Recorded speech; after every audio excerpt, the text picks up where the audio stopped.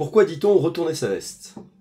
Comme l'illustre une célèbre chanson de Jacques Dutronc, les opportunistes sont souvent brocardés dans la culture populaire.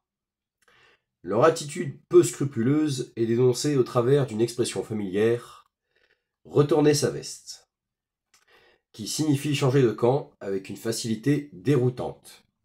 Cette formule est assez récente et la version moderne d'une tournure plus ancienne, remontant au XVIIe siècle, tournée kazakh. Mais cette casaque n'avait rien à voir avec la veste de couleur vive que portent les jockeys.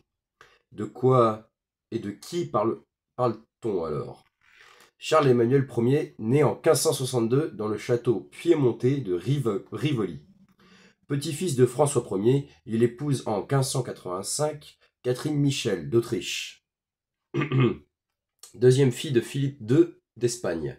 Allié de fait à l'Espagne et profitant des guerres de religion qui empoisonnent la France, il annexe en 1588 le marquisat de Saluces. Situé à la frontière franco-italienne, ayant reçu des ligueurs le titre de comte de Provence, l'ambitieux prince multiple les attaques contre les possessions françaises, du sud-est, lançant des incursions jusqu'à Fréjus. En 1600, Henri IV riposte en envahissant la Savoie et le Piémont. Charles-Emmanuel doit capituler. Signé l'année suivante, le traité de Lyon. Il retire la Bresse, le budget, le Val-Romée et le pays de Gex.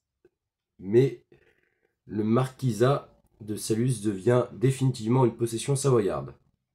9 ans plus tard, le 25 avril 1610, le duc Savoie opère un retournement complet d'alliance, en signant avec la France le traité de Pruzolo.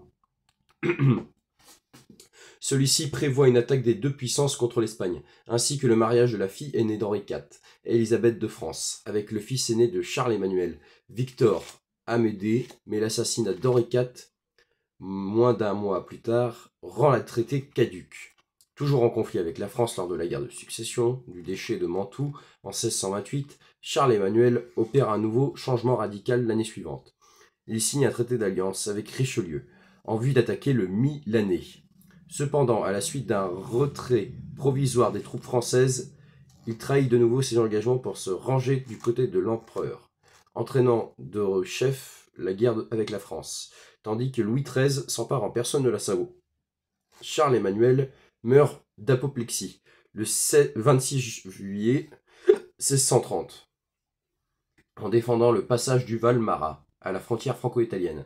Ainsi, durant toute sa vie, le duc de Savoie multiplia les changements de camp au gré des circonstances, balançant sans cesse entre une alliance avec la France ou l'Espagne, pour sauvegarder son territoire. On raconte qu'en son inséparable casaque, un manteau d'époque à larges manches, avait la particularité d'être réversible, blanche d'un côté et rouge de l'autre. Aussi qu'il décidait de s'allier avec la France, il aborda la couleur blanche, et quand il se rangeait du côté de l'Espagne, il en montrait le côté rouge.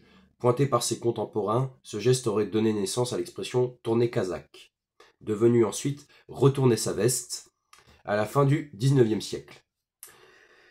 Certains historiens estiment enfin que la formule sera plutôt apparue au début des guerres de religion. Soldats catholiques et protestants portant des casaques de couleurs différentes. Ceux qui décidaient de changer de camp, de retourner leur veste à l'approche des postes adverses pour signifier qu'ils n'étaient plus des ennemis. Finissons en tout cas sur le bon mot d'Edgar Faure, lui aussi accusé d'opportunisme. Ce n'est pas la girouette qui tourne mais le vent.